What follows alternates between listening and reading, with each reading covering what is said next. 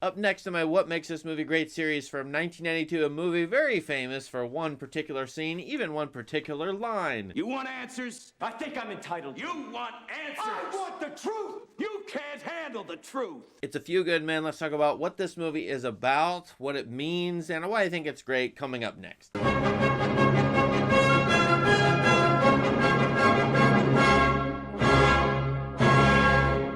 So A Few Good Men, made by Rob Reiner, director Rob Reiner, absolutely on fire. At this point in time, he'd made A Princess Bride, When Harry Met Sally, Spinal Tap, here A Few Good Men, and this is a span of 8 years, an amazing run. And here he's taking an Aaron Sorkin play, which Aaron Sorkin then turns into a script, and it's his first screenplay. To me, what makes this movie great then is the script. It's a complicated, fun, mystery, courtroom drama sort of script, and then the acting. The casting director did fantastically here. Tom Cruise in an earlier role, and obviously Jack Nicholson in this bit part that is completely arresting. But there's other good actors in this. Demi Moore, Kevin Bacon, Kiefer Sutherland, Kevin Pollak. We can go all the way down the list. Christopher Guest makes an appearance in this, and the list goes on. J.A.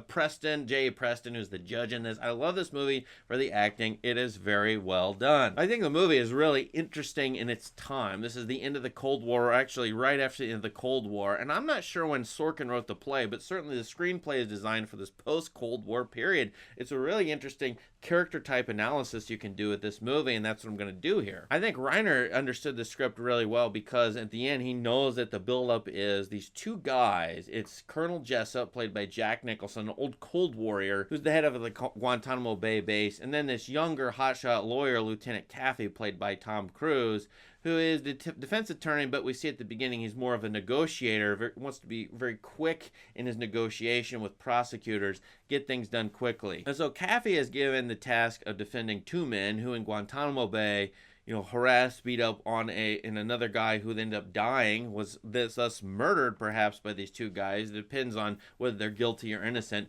And these two soldiers, though, you figure this out in the movie, they were ordered to do what's called a Code Red. And then the Code Red was given by their superior officers, and it goes all the way up to the Nicholson character, who has ordered them to do this. Not really a spoiler.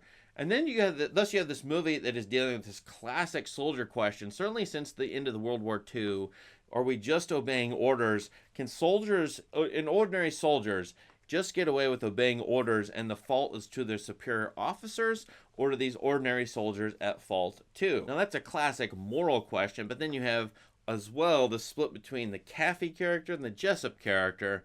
And roughly speaking, these two are on both sides of the Cold War. One, Jessup is all about order and duty, protecting America and saving lives. He says this abstract phrase must be 6 times in this movie. Saving lives is what he's all about, and thus he's got to defend us, United States, in Guantanamo Bay, even though the Soviets, the USSR is done for at this point in time. In the middle of things is Caffey, as we said, as a negotiator, and he's got to learn to defend things on principle, defend things via the truth, take these two young men and try to figure out how they're innocent and how to, implicate the higher ups like Jessup in the crime. And to do that, he's got this Jiminy Cricket character played by Demi Moore. She's Lieutenant Commander Joe Galloway, and this is a pretty one-dimensional character, but that works okay here in trying to rally this sort of hotshot negotiator type into a world of principles and defending things on principle,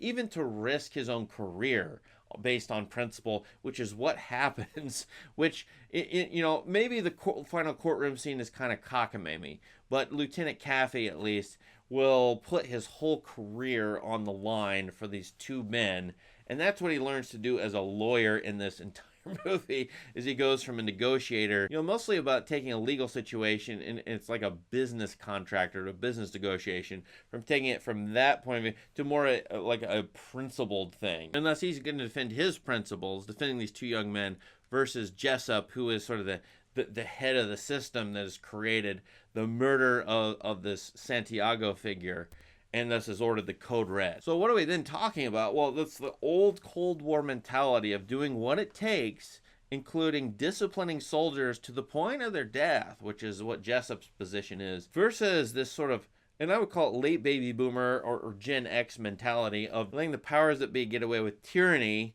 through, order and discipline being the be-all, end-all. It's more like defend the little guy, defend the little people versus the tyrannical powers that be. This becomes, common setup in movies. I think of that the movie that comes later on, 3 years later on, Crimson Tide. Same kind of dynamic. The older Cold Warrior guy played by Gene Hackman, it has one mentality, and the Denzel Washington, more hotshot academy kind of guy, has a different set of principles. And these are going to clash in this post-Cold War period where the U.S. is the sole empire in the world, and then movies ask these giant questions. Well, what's our role in the world? What should we do? And this old Cold Warrior mentality is more of a villainous figure if you want to read Colonel Jessup that way. Along with Jessup then is Kiefer Sutherland. This is a classic Hollywood thing to do this time. A Southerner. I don't love Sutherland's accent, but a Southerner, a Bible-believing guy, but he's a total hypocrite figure. So you have this Cold Warrior and the Bible-believing guy with the more truthful, principled people over here, which are the younger hotshot types. Now, I wonder what you all think. Some of you are in the military and have watched this movie, and does this even square with reality? Does this sort of wildly exaggerate reality? I don't know if it does, but it's certainly a very, very well done movie. As far as the acting and the Reiner deserves all the credit in the world. He's directing this, and all scenes are kind of talky, and most of the shots are kind of basic in their way, but it all adds up to a really compelling watch. Frankly, I just watched this on an airplane recently. I've seen this about 3 or 4 other times in my life. I watched it on an airplane, and my wife was sitting next to me, and she was seeing the screen, and then she got intrigued. She watched the movie. She really liked it a lot. So if my wife agrees with me on a movie like this, I think most people will really appreciate it at a basic entertainment level and with some headier things going on. This is in the classic sort of middle brow category for me. A movie that has some smart elements to it, but also wants to be very, very entertaining as well.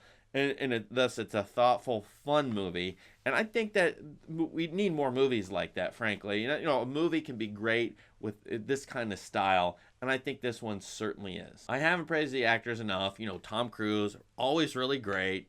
I like him a lot.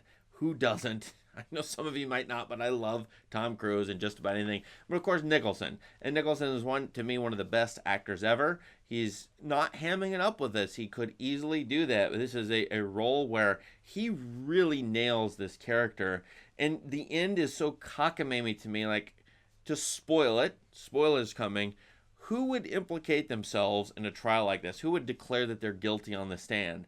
It makes no sense to me, but in this particular case, I think Jessup would probably do this. He has some total animosity with this Caffey character, who he thinks is a pompous idiot from some kind of academy. He has other words for him.